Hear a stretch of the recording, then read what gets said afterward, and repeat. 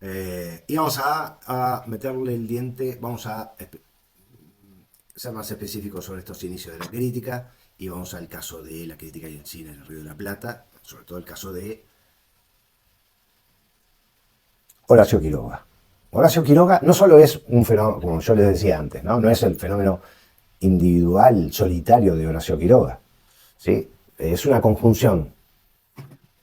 Lo describe muy bien Hobsbawm, ¿sí? En la historia del siglo XX.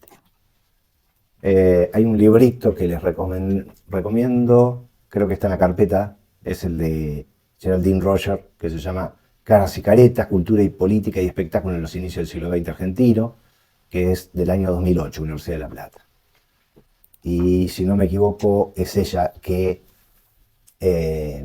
hace esta cita, que yo traigo aquí, como señaló Hobsbawm, a fines del siglo XIX el arte plebeyo comenzaba a conquistar el mundo. Cada vez era más patente que el siglo XX era el siglo de la gente común y que estaba dominado por el arte producido por ella y para ella. En los siguientes 100 años el cine y el periodismo dejarán su impronta y la cultura de masas afirmará su hegemonía. Es decir, es una conjunción de factores, ¿sí? No hay un accidente en esto, sino la aparición esta aparición de los medios de comunicación masivos es parte también de los procesos de expansión del capitalismo, ¿no? Sin lugar a dudas. Es decir, estamos tomando una parte de la cuestión. Traten de apagar los micrófonos por las dudas. Es decir, junto con la aparición de los medios de comunicación masivos, como la prensa, ¿no? Los diarios, las revistas, las publicaciones, más el cine, la radio, todos esos son fenómenos relacionados entre sí. Obviamente que tienen como base los adelantos tecnológicos que ha provocado la revolución industrial y la expansión del capitalismo a la escala mundial. En ese contexto es que aparece una crítica vinculada a los medios de comunicación masivos, pero sobre los medios de comunicación masivos, como es el cine, que es un medio de comunicación masivo. Esto no es una combinación entre la alta cultura y los medios de comunicación, sino un fenómeno como el cine que es cultura popular, invento tecnológico, fenómeno curioso, por eso mismo, por ser un fenómeno tecnológico, diversión para sectores muy pobres, que a la vez no tienen que entender mucho de la cuestión. Fíjense que no es necesario ninguna literatura previa para ver el fenómeno de la salida de los obreros de la fábrica o para ver cómo se corona el zar en Rusia. Ninguno de esos acontecimientos filmados o, no sé, alguna película de la compañía de Edison, El beso, ¿no? Ir a ver el fenómeno de las imágenes móviles donde una pareja se da un beso, bueno, es un espectáculo que no precisa ningún tipo de formación previa, ¿sí? No hay que estar, no hay que ser conocedor de la obra del autor, no hay que conocer ningún lenguaje técnico particular. Yo voy a ver ese fenómeno y listo. Bueno, en gran medida el abordaje que hace Quiroga, no digo que siempre lo haya hecho de esta manera, pero su primer impulso habrá sido el interés, descubrir este fenómeno del cine, ¿no? Ya, me imagino, aunque sus primeros artículos son del 18, del 19, me imagino que en tiempos anteriores habrá sentido ese interés por el cine como un fenómeno particular de la nueva sociedad o de la moderna sociedad. Caras y caretas es el libro de Roger que yo les comentaba, de Geraldine, pero que nos aporta ese aspecto, ¿no? El de la cultura masiva o el de los medios de comunicación masivos. Y Geraldine dice, la cultura masiva ponía a disposición de productos estéticos, a disposición los productos estéticos para un auditorio que no debía acreditar conocimientos específicos, fenómeno que Walter Benjamin advirtió en la década del 30 en espectáculos como el cine o las exhibiciones deportivas. Con el cine pasaba igual, ¿no? Es decir, no había necesidad de de ninguna preparación o formación previa para poder asistir a, por ejemplo, la contemplación de una de las divas del cine. ¿Sí? Con tal de viajar por un oriente imaginado o por un Far West imaginado, no precisaba ninguna otra condición para ese viaje. En el cambio del siglo, el dominio de la alta cultura, dice Roger, comenzó a ser socavado por el interés de la gente común hacia el arte, lo que originó aspiraciones contrastantes con la escasez de capital simbólico de la que partían. La revista alimentó ese interés poniendo en circulación textos e imágenes que los consumidores sin conocimientos específicos podían apreciar a partir del sentido común y de su derecho como participantes necesarios en ese mercado. Es decir, la revista Caras y Caretas va a implementar una sección dedicada al cine, ¿sí? O va a poseer artículos dedicados al cine, Caras y Caretas, la revista también Quiroga va a escribir en la revista El Hogar, que es para amas de casa, está dedicada a amas de casa, en La Nación, en esas publicaciones, en Atlántida, otra publicación, y todas ellas se dan cuenta de que es un mismo fenómeno, ¿sí? El medio de comunicación masivo pertenece a la misma corriente cultural que el cine, y por tanto se alimentan casi mutuamente. El cine se convierte, como la música también, ¿verdad? La música en ese entonces, la música popular, la milonga, el tango, etcétera, se convierten en elementos de consumo, ¿sí? De ahí que los primeros productores cinematográficos también se asocian a producciones fonográficas, ¿no? Y creo que queda claro ese aspecto, ¿no? Aquí, en el Río de la Plata, el factor de la emigración va a ser quizás muy fuerte para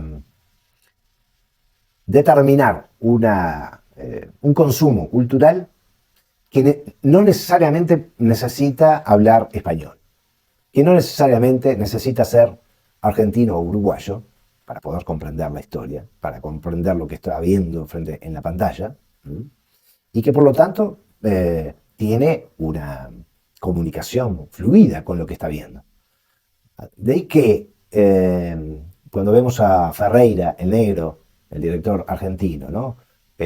Titulando sus películas, las hace casi en,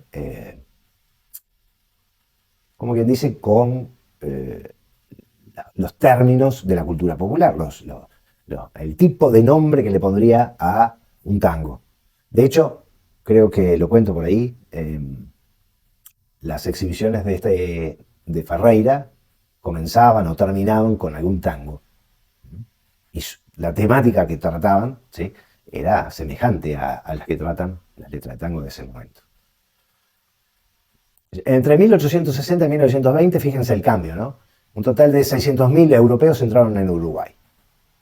Es un cambio abismal porque eso modifica completamente la matriz cultural y la matriz poblacional, teniendo lugar la máxima oleada de inmigrantes procedentes de toda Europa, pero fundamentalmente de España y de Italia. No menos le pasó a la Argentina. Acá tienen un gráfico con la inmigración hacia Argentina por regiones, ¿no? En azul oscuro, abajo está Italia, le sigue España en azul celeste, otras comunidades europeas en celeste, y después en un morado otras partes de Sudamérica, en verde África, no, perdón, Asia, y casi no se puede ver otras regiones. Pero la transformación, esa, digamos, impactante completamente, ¿sí?, en 1895-1914. En esos 20 años se dispara la población en Argentina. Porque estamos hablando de un proceso que pasa de 1 millón a 2,5 millones. Y para ese entonces, en Argentina, para 1920, un poco más de la mitad de quienes poblaban la ciudad de Buenos Aires habían nacido en el exterior. Es que Argentina entonces está aplicando una política de inmigración, de fomento de la inmigración. ¿No? Entonces, claro, ahí doy otro dato. 1850, la población era de 1.1 millones de habitantes y pasa o alcanza a 11 millones en 1930. ¿Sí? Ahí hay que sumar, bueno, el crecimiento de la población autóctona, más las inmigraciones internas del campo a la ciudad, más eh, las inmigraciones europeas, ni que hablar con la Primera Guerra Mundial, 1914, que eso se veía venir y que van a prolongar después, con la crisis del 29, otros procesos de inmigración. En Uruguay aparece Caras y Caretas.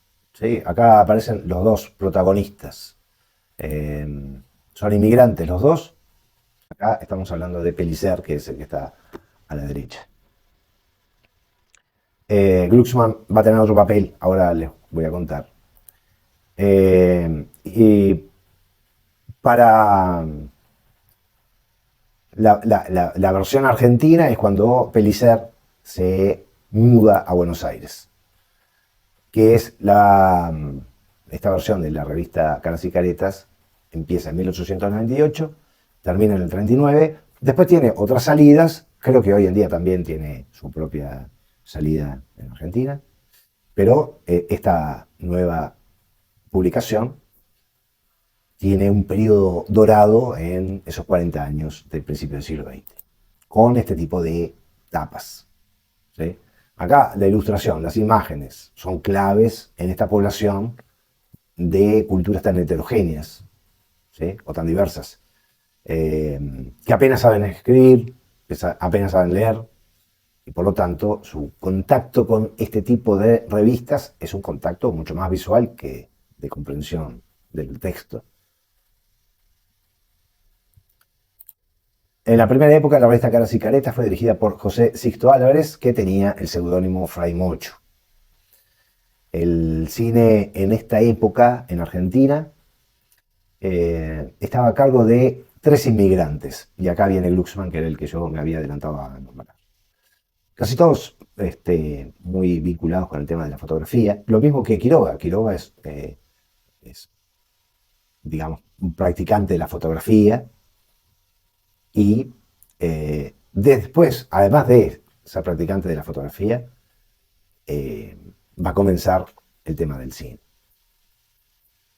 Henri Lepage es uno, el belga. Otro es Glucksmann, el austríaco, y el camarógrafo francés Eugène Py. Esos 3 son, digamos, los más destacados comerciantes del cine. Al que más seguramente conozcan es a Glucksmann. Max Glucksmann va a poseer una cadena de salas en Argentina, en Chile, Uruguay, Paraguay, y a amasar una fortuna importantísima, ¿no? Después, ya con la crisis del 30, del 29-30, la empresa cinematográfica entra en quiebra y queda solamente dueño de la grabación de la discográfica, quiero decir. Se queda con el negocio de la discográfica. Pero Glucksmann es el promotor, el que manda a construir la sala de el Grand Splendid, ¿sí? Que hoy es la librería, ¿verdad? Pero imagínense, sabiendo que esta era una sala por excelencia del cine de los años 20, este edificio fue realizado en 1917, inaugurado en el 19, es decir, inaugurado con los primeros artículos de Quiroga. Fíjense, si no será una conjunción de fenómenos, ¿no? Quiroga dedicándose a la crítica cinematográfica y el estreno de este impresionante edificio dedicado al cine. Lo interesante de este cine, del Grand Splendid, es que su concepción es la de un teatro. Es decir, la idea no es imitar no es crear un tipo de sala de nuevo tipo, sino, en gran medida, hacer una continuidad con las salas teatrales. Salas teatrales donde no solamente había obras de teatro, había de todo un poco, ¿verdad? Y en gran medida el cine es una continuación de ese tipo de espectáculo, que le podríamos llamar teatro, pero es un teatro en términos muy amplios. Es el cómico que se para frente al público, es el que toca la guitarra, es un teatro de variedades, ¿no?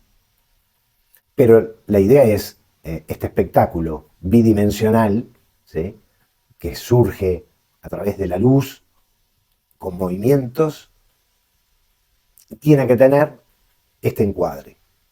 Les había hablado de Ferreira, ¿no? José Ferreira, la figura más destacada del cine mudo argentino de esta época, y es la figura más destacada y coinciden sus estrenos con la época en que está escribiendo Quiroga. La muchacha del arrabal, 1922, Benedita de Oro, 23.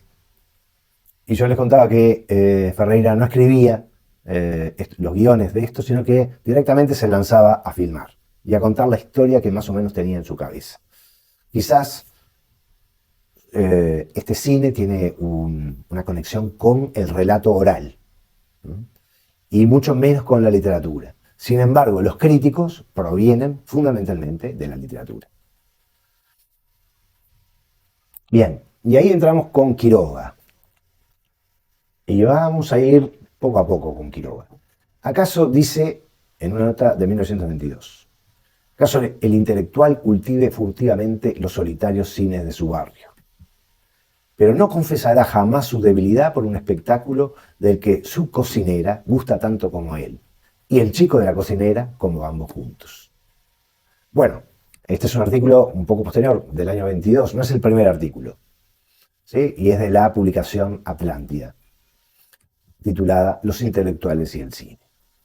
Aquí Quiroga hace como una denuncia sobre la intelectualidad, que seguramente, o furtivamente, como dice Quiroga, acude al cine, pero no quiere reconocer el cultivo de algo popular, de algo que es esencialmente popular. No quieren esos intelectuales no quieren reconocerlo porque los desprestigiaría. En cambio, aquí vemos a un Quiroga orgulloso o gustoso de entrar a ese cine popular, ¿sí?, y cultivarlo, ¿sí?, es decir, consumirlo, analizarlo, criticarlo. De Quiroga, ustedes seguramente ya saben cuál es la historia de él. Es este el momento en que él vuelve desde Misiones, aunque después va a retornar a Misiones, pero ha tenido una serie bastante terrible de historias que lo han tenido que obligar al traslado hacia Buenos Aires. Yo aquí había anotado algunos elementos cronológicos, pero vuelve a Buenos Aires en 1915, tras el suicidio de Ana María Cires, que es su esposa. Y ya ahí se instala en Buenos Aires, ahí aparecen los cuentos de amor, de locura y de muerte en el 17, aparecen en el 18 Cuentos de la Selva. Para 1918, que comienza a escribir en estas publicaciones sobre el tema del cine, ya es una figura reconocida con esos dos libros, ¿verdad? Y ya no es simplemente un intelectual que es escritor abocado a la crítica cinematográfica, ya es un escritor reconocido, que además reconocido en las dos orillas del río, ¿no? Después, en el 26, se muda a Vicente López, en Buenos Aires, y finalmente en el 32 se vuelve a Misiones. Después volverá, pero para fallecer ya con el problema de la próstata y del cáncer de próstata. Pero estas son las publicaciones. Acá yo les muestro una fotocopia de una página uno de los primeros artículos de Horacio Quiroga, dedicado al tema de Jorge Walsh, ¿sí?, un actor norteamericano, o George Walsh. Entre los temas que está empezando a analizar Quiroga, por lo menos en este artículo, es que los actores y actrices del cine norteamericano ¿sí? Están siendo, digamos, casi peones o títeres del manejo de las grandes productoras cinematográficas. Es decir, son actores que podrían tener un gran desempeño frente a la cámara, pero en realidad son utilizados para lucir su bonita cara o su bello cuerpo, ¿sí? Y eso indigna bastante a Quiroga. Este tema, es decir, una polémica establecida por Quiroga entre un cine con aspiraciones artísticas, honestamente artísticas, no intelectuales, no sofisticadas, sino decir, cuente una buena historia, ¿no? Dedíquese a la actuación como es debido, no a mostrar su cuerpo, su bella cara. Ese tipo de aspiraciones frente a el impulso comercial que está, digamos, dominando la producción cinematográfica en este momento. A ver, uno de los libros que trae una serie de artículos de Quiroga es el de Horacio Quiroga, Arte y Crítica Cinematográfica. Y de él extraigo este artículo que es un trabajo preliminar. Este estudio preliminar es de Dámaso Martínez, Carlos Dámaso Martínez, el estudio Horacio Quiroga, Arte y Lenguaje del Cine. Y en este estudio preliminar, Dámaso Martínez apunta a lo siguiente. Hay dos primeros artículos periodísticos sobre el tema que Quiroga publica en El Hogar en 1918.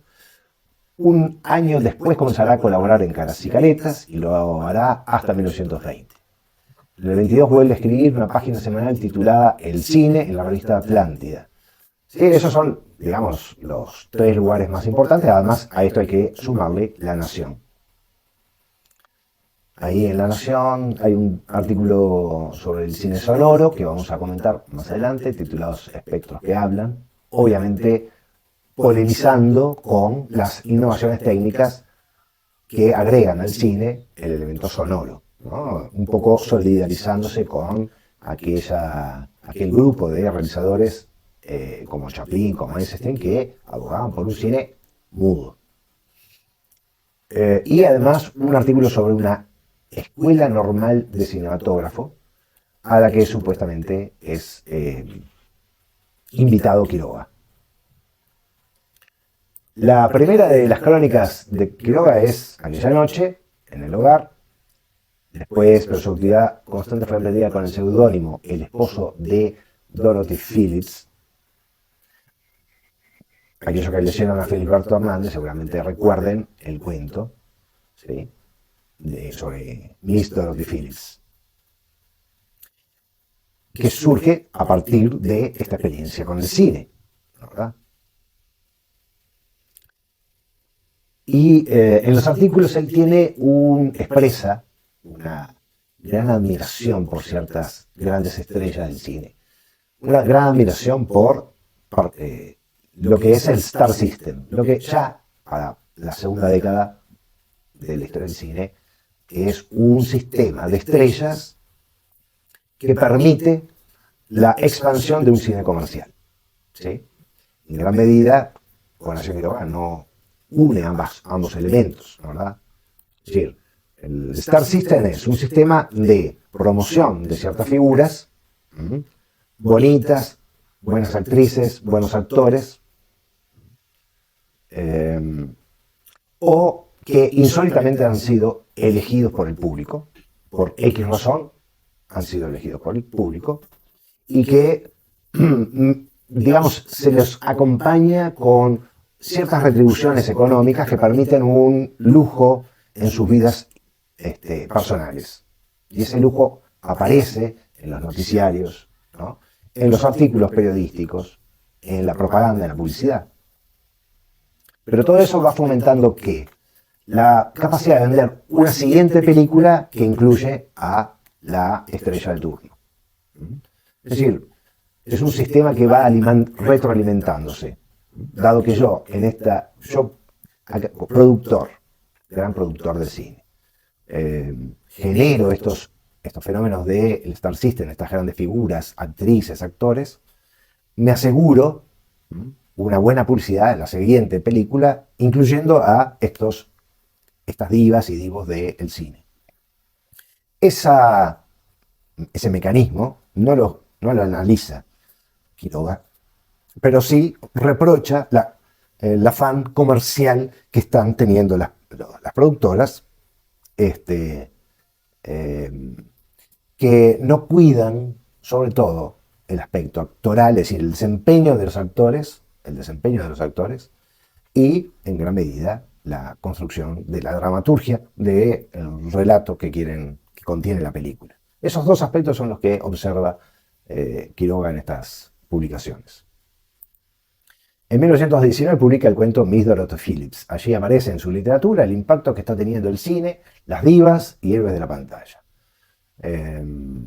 Un obsesivo por las grandes actrices, el personaje, ¿no?, de Miss Dorothy Phillips es un obsesivo por las grandes actrices, por las divas, que viaja a Hollywood para casarse con una estrella. Finalmente lo logra con Dorothy Phillips. Entonces, sus preferidas, y aparecen así en los artículos, son Mary Pickford, Lillian Gish, Dorothy Phillips, Billie Burke. Todas ellas, la gran mayoría, 2 o 3 de ellas, son actrices que ha promocionado, ha instalado o colocado el famoso Griffith. En 1919 comienza a escribir notas sobre el cine en caras y caretas que firma como el esposo de Dorothy Phillips.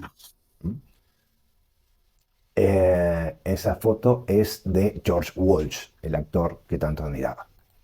En los primeros artículos habla de una crisis del cine norteamericano debido a la superproducción de películas y al afán comercial de las grandes compañías cinematográficas. ¿Cuáles son las compañías? Bueno, la Paramount, etcétera, ¿no? Aquí, creo que era en este, a ver.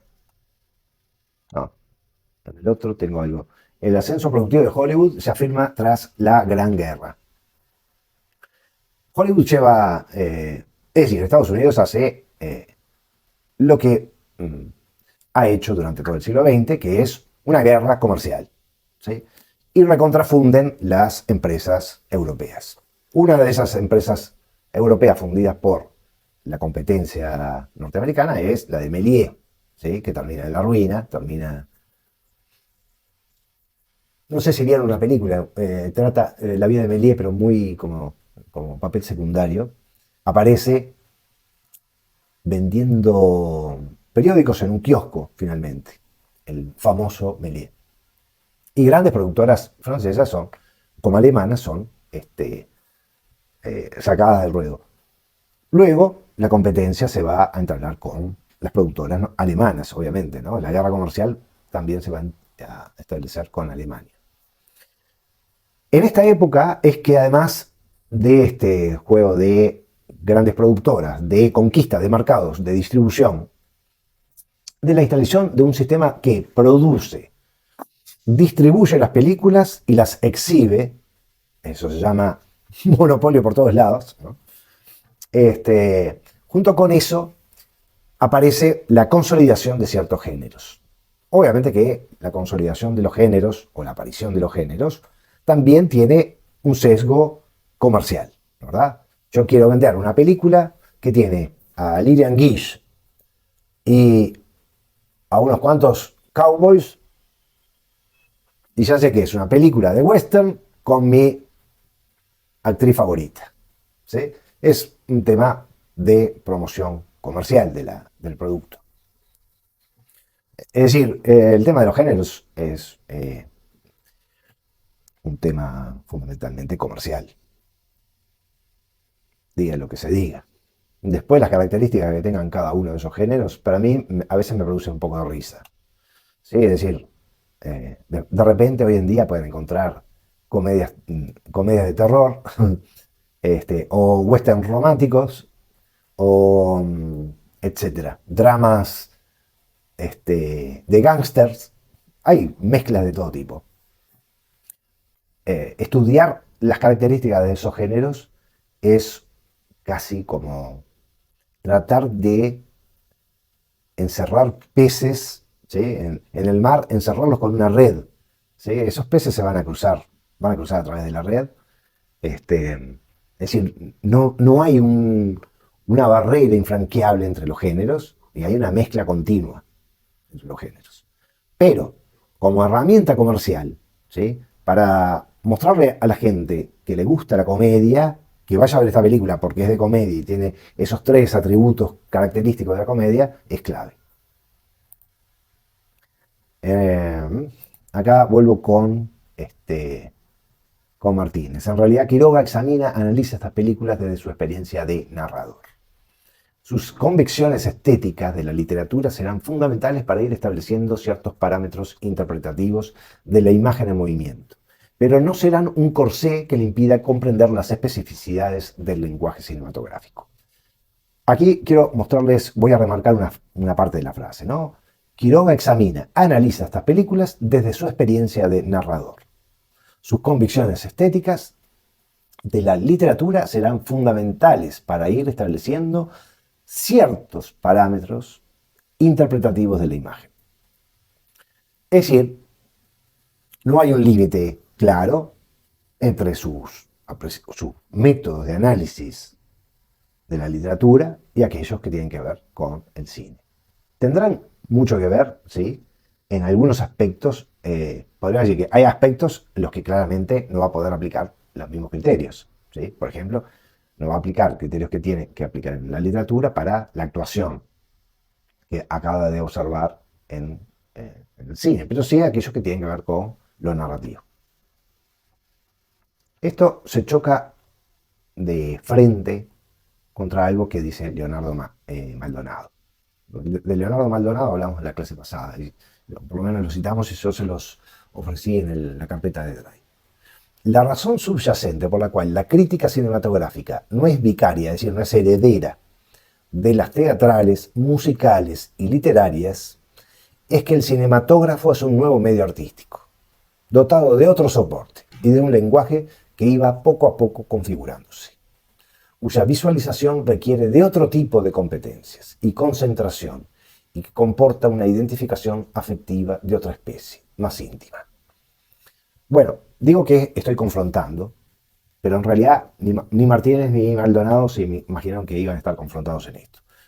Quiroga, para Martínez, Quiroga, digamos que se desliza desde sus criterios estéticos y literarios hacia el cine, ¿sí? Pero no hay un rompeaguas. En cambio, para Maldonado, la crítica cinematográfica no es heredera de las teatrales, musicales y literarias. Pues aquí hay un problema interesante para abordar. Y el problema me parece que es el siguiente. Leonardo Maldonado parte de lo teórico para comprobarlo en la realidad. Y es un mecanismo que en la historia nos puede llevar un poco a forzar ciertas explicaciones. No estoy hablando de pasar de lo particular a lo general o de lo general a lo particular, sino que lo que estoy hablando es que él está partiendo de algo teórico para que lo particular de los hechos se amolden a esa teoría. Para él, la razón por la que la crítica cinematográfica surge independientemente de la teatral, musical y literaria, ya vimos que no, es porque es otro soporte. Pero es al revés. La aplicación no puede ser así. Porque es otro soporte, eso no quiere decir que, obligatoriamente, lleve a un Quiroga a desechar todos sus criterios estéticos que aplicaba en la literatura para innovar en otros nuevos que no conoce. Quiroga no conoce esos nuevos. Así que yo pienso que aquí hay una continuidad. Hay una continuidad entre la crítica literaria, aquella heredera de Baudelaire, incluso la crítica artística de el padre de todos, Diderot, en el sentido de que todos son evaluadores. Evaluación es un concepto que se aplica en la crítica continuamente, Es despreciable la idea de la evaluación, es decir, hay que ponerlo en duda, la idea de evaluación. Ya hemos hablado varias veces de eso, pero yo no me voy a cansar de hablar en contra del tema de la evaluación. Es decir, calificar con una nota una película es ridículo, tan ridículo como establecer un canon de la literatura. ¿Sí? ¿Qué tiene que ver? Ya vamos a llegar, cuando hablemos sobre el canon literario, el canon, vamos a criticar fervientemente a Bloom sobre el canon occidental y a todos sus seguidores que se reparten en varias ramas. ¿No? El artículo que me aportaron ustedes sobre el crítico Rosenbaum también es un crítico cinematográfico defensor de los criterios de Bloom que los aplica a la literatura, ¿sí? Acerca de los criterios de evaluación. Bueno, así que es un tema interesantísimo, pero es clave para poder definir la crítica. No sé si me van a entender, pero ahora pasamos a las preguntas en un ratito.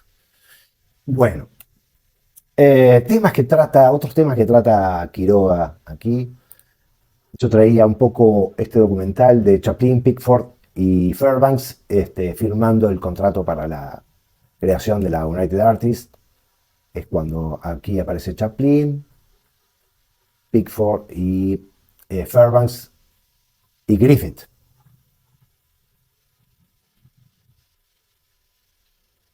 Sí, en la firma de él, ahí acaba de firmar Griffith, ahí firma Chaplin. Bien, que es la creación de una gran productora, ¿no? La United Artists. Griffith es una figura clave. No hay una dedicación especial de Quiroga a la obra de Griffith. Es bastante crítico, ¿sí?, sobre Griffith y sus películas. A ver,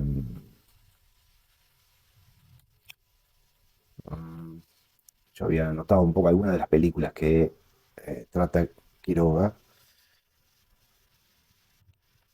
Mm, bueno, ya llegaré, ya llegaré a cuáles son las películas que trata Quiroga. Ah, no, acá tengo anotado. Quiroga habla sobre las dos grandes películas de Griffith son El nacimiento de una nación, que es de 1915, Intolerancia, 1916, pero los artículos que escribe Quiroga son sobre Pimpollos rotos, Sonriamos a la vida y Por defender a una mujer. ¿Sí? No, ninguno de esos títulos son grandes cosas ni las obras máximas de Griffith, ¿no? ¿Verdad? Considerado por Eisenstein, el director ruso, el padre de la cinematografía, el padre del cine. ¿Por qué? Porque él no es el fundador del lenguaje cinematográfico, como pueden encontrar en algunos textos de los que les compartí en el Drive, que obviamente han escuchado que se le llama a Griffith padre de la cinematografía, creador del lenguaje cinematográfico, pero en realidad es porque han leído alguna reseña. En el cine se le llama al padre de la cinematografía porque es el que reunió una cantidad de elementos que estaban dispersos en otros realizadores, ¿sí? Muchos realizadores habían experimentado con poner una cámara arriba de un barco y crear un traveling. O ponerlo arriba de un coche y hacer un traveling con un coche. O Porter en 1905, 1906, creo que es la película El incendio de una casa, donde vemos, se incendia una casa, a los bomberos llega la alerta, los bomberos llegan a la casa se ve cómo se incendia por dentro, después se ve cómo se incendia por fuera. Bueno, Porter está tratando de crear lo que se llama un montaje alternado o un montaje alterno, tratando, ¿sí?, con problemas, con dificultades. En El robo al tren, la película termina con un primer plano de un vaquero, de un bandido, apuntando un arma, un revólver a la cámara y disparando, ¿sí? primeros planos, todos ese tipo de elementos, de primeros planos, montajes, etcétera, ¿sí? Bueno, son practicados, son experimentados, se van amplificando, se van además conociendo entre los distintos realizadores y finalmente van logrando un cuerpo de herramientas para hacer películas. Griffith lo que hace es reunirlas en su gran mayoría y así reunirlas e incluso aceitarlas, especializarse en el empleo de esas herramientas.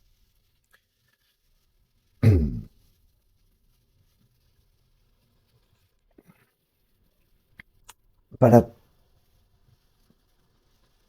quizás lo dejamos para la próxima, pero hay una frase, a ver, ¿dónde es que está? Acá.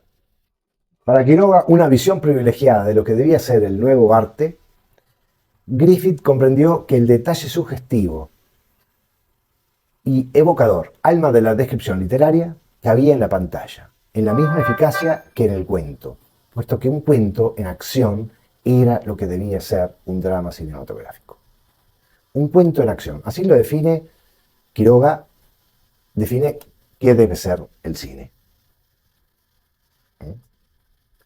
Lo que destaca de Griffith, en este caso, es que Griffith comprendió el detalle sugestivo y evocador de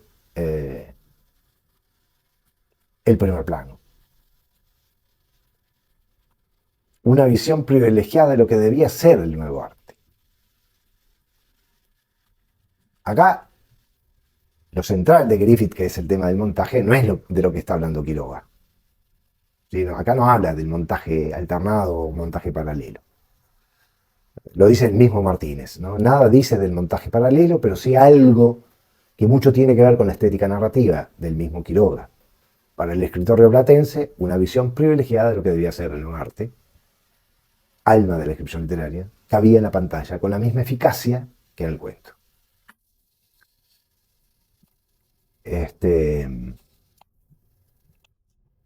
Para la clase que viene les voy a explicar un poquito más de qué no habla Quiroga cuando habla de Griffith. ¿Sí? Porque nos llevaría como media hora más o menos. Así que eso lo dejamos para la próxima. Me parece que es clave. Pero habla de que Quiroga no tiene un título de crítico cinematográfico, no sacó un título de crítico cinematográfico, y que tiene todo el interés, ¿sí? Toda la atracción por el fenómeno del cine como para ser crítico cinematográfico. El crítico cinematográfico, me parece, de su época, ¿no? De los años 20. Después, más adelante, vamos a hablar de cuál es su posición, la posición de Quiroga respecto al cine sonoro, y eso va a completar un poco nuestro acercamiento al Quiroga crítico cinematográfico. Con la charla de hoy, a mí me interesa fundamentalmente tratar de ver cómo la crítica, como la estamos viendo en este caso, es una crítica que acompaña el crecimiento del cine. Es una crítica que se va formando. Quiroga sabe, en gran medida lo expresa en los artículos, que es un gran admirador del cine sobre el que opina con herramientas literarias o del análisis literario. Y que poco a poco va reflexionando sobre el fenómeno. Entonces, es lo que le sucede a la gran camada de críticos y opinadores sobre el cine en las primeras 2 décadas del siglo XX. Ahora, más adelante, en la década del 20, y ya con la explosión de las vanguardias, la reflexión sobre el cine tiene un mayor protagonismo. De ahí que es en esta década que aparece la famosa declaración del cine como séptimo arte.